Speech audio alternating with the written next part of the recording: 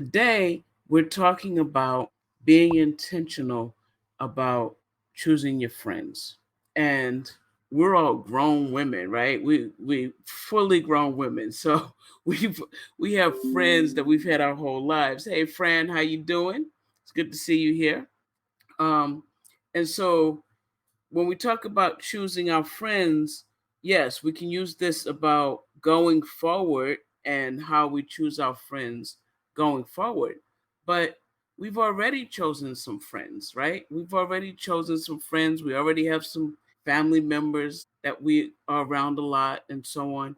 And so sometimes, so right now we're talking about, yeah, you got to do that retroactively too, right? When you're choosing friendships and you're choosing who you're going to hang out with, because all of that's catching, right? The mindset that those people share, you tend, that's why they say birds of a feather flock together, because it all works together. We all see and start to think similarly, right? We all start to have that same vibe. That's why masterminds are so great.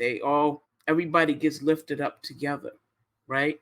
Everybody that's really participating gets lifted up in that same boat, right? When one person's lifted up, because we're all kind of getting on that vibe of great thinking and creativity and motivation and moving forward and achieving things. So it matters. That's one of the things, right? And so when you start looking at your friendships, if they're all very negative, it kind of keeps you that way.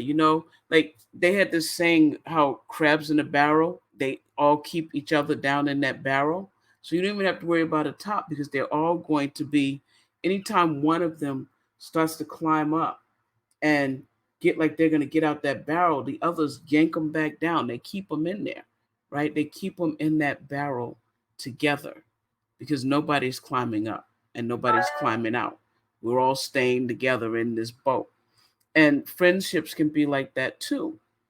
And sometimes it's because the people just see things from a negative viewpoint, and that's how they see the world. And that's how they share things. And so that's what they say to you. And you start to feel it and believe it and accept it too. And maybe you're the friend that's the downer, right? And then other friends, it's not that they see the world intentionally, they would just want to keep you safe, right? They don't want you thinking too big, getting too big for your britches. They want to keep you where you belong, right? With them. And some of them is because, it's fear. Like, if you can make it, then what's their excuse? And so they don't want you to make it. And you have to look at each of these friends and choose whether or not they're really harmful to your well being or not, or whether or not you want to keep hanging around with them.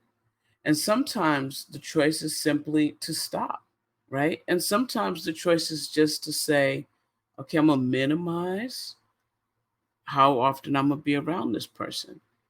Because those things, those thoughts and actions and feelings do affect you, right? If you have a friend that's always saying, oh, you laugh too loud, or oh, that stuff looks funny, or oh, you're dressed really weird, or all those kinds of things, you start to feel self-conscious about that stuff. And you start to tone it down and back it down and not do all of the things that you would do, right? I know I had a friend that said I laughed too loud all the time, right? And she would always be going, you stop laughing so loud. Like I was always embarrassing her. And yeah, I had to let go of some of those negative people, just like you're saying, Fran. That's exactly right. You've had to let go of some of those negative people, because otherwise you're stuck. And I know for me, I had to let go. And it was so funny because one time I was laughing out loud, because I laugh out loud, and I was enjoying myself. And I finally got to the point again where I could laugh out loud. And the woman was like, shh, shh. This other one came by and said, I love your laugh. It's so contagious. I just love how you laugh. It's just, every time you're laughing, I get so happy. And I was like, wow. And it was perfect timing, because it shut my friend up, right? Because She didn't mean any harm. She was just embarrassed by how loud I was laughing. And what could I say?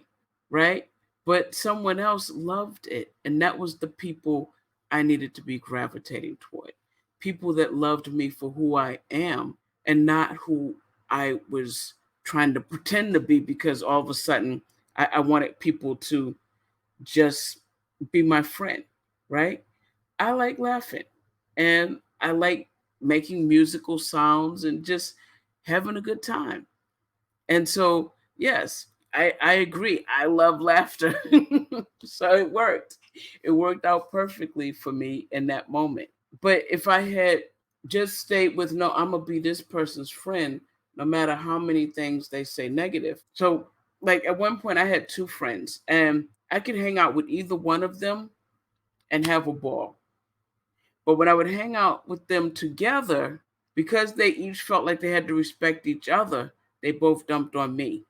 So I was like, okay, we're not doing this. I love that. I love that. I love that. And then the people were laughing with you, right? When you laugh and you're happy, you make other people laugh and happy too. And that's a perfect way to enjoy a birthday, right? You're reading birthday cards and enjoying it. And that's a gift to the people that gave you the cards, because you're enjoying it. So yeah, I love that. I love that. That's like being yourself, you know? And that works. And as long as you're comfortable in your own skin. And so being intentional about who you allow to be your friends, who you allow to be part of your circle, determines how comfortable you can be in your skin, right? So I got to a point where I wouldn't hang out with people that didn't want me to have a good time and didn't enjoy being around me, because what the heck, you know? You gotta have fun. Life is too short. You gotta have fun. And I believe you live a lot of lives, but each life is short, you know? Even if you live to 90 years old, that's a speck in the grand scheme of things. And so you want to enjoy those 90 years or 100 years or however many years you live. Enjoy it to its fullest, because that's what it's all about, right? There you go. Yes, I'm glad you're in my circle of friends too, Fran. You and your sister. Y'all are some wonderfully great people to have around. And that's one of the reasons why masterminds work so much. I know I said that before, but when you can get in a mastermind with a bunch of really great people, you are going to be able to come alive, because the whole thing about mastermind is about supporting you and encouraging you and keeping you moving. So if you don't have friends that can do that for you, then join a mastermind and let that help you do it, because otherwise you are stuck all the time, not moving up to your full potential. So find a way to do that. And if it can't be through your friends and your family, start to be intentional about the amount of time that you allow with them.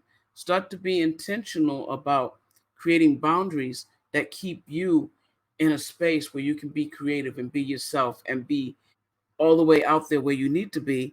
And then join a mastermind full of people that are willing to support and motivate and uplift you, right? And that you can do the same for, right? Because that's what a mastermind is about. Everybody working for the good of each other. That's what I got to say. Be intentional about choosing your friends. You can't be intentional about choosing your family. You already got them. But you can certainly be intentional about how much time you spend with them, and what the boundaries are you allow, the space you create for yourself. And masterminds do help develop your creativity. So get in there, be a part of it, and move forward. And we have a mastermind that we meet weekly. So you're invited to come check us out. Go to that link, and I hope to see you all soon. Bye. I'll talk to you guys all later. Bye bye.